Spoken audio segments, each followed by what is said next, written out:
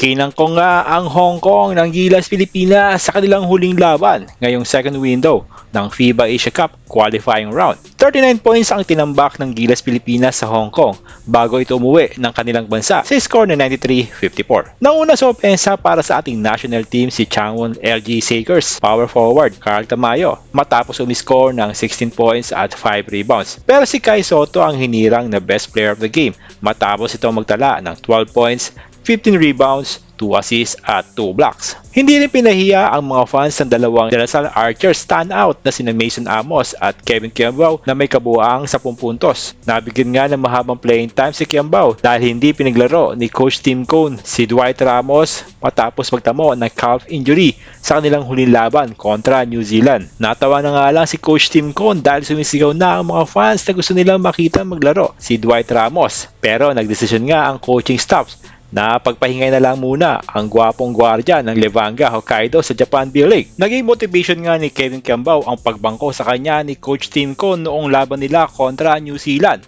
Dahil imbes na magbukbok sa isang tabi, ay dumiretso agad ito sa gym upang paghandaan ang laban naman nila kontra sa Hong Kong. Ito ang inaayang ba hindi ka nakalaro sa New Zealand? Hindi naman, nakuha naman natin yung panalo and then historical naman yung win, pero ayun nga, as a baguhan dito sa Gilas, tanggap ko naman yung role ko. I think passion lang siguro talaga dahil ayun nga, once na dumating ang opportunity, kailangan maging ready ako. So ayun, dumating nga ngayong laro na to. So after nung game sa New Zealand, ayun na, nag-move on na ako na nakatulong naman ako sa bench kahit hindi ako nakakuha ng minuto.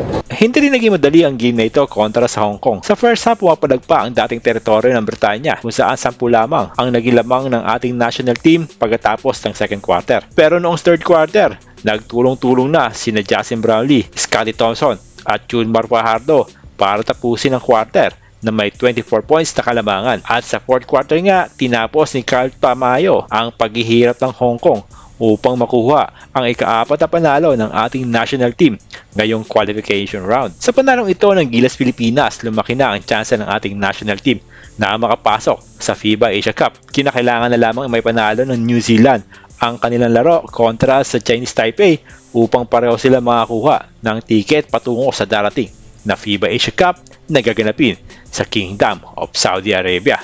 Sa huling update nga, nakapasok na ang mga bansang Australia at Japan sa FIBA Asia Cup matapos silang talunin ang kanilang mga nakaharap ngayong second window.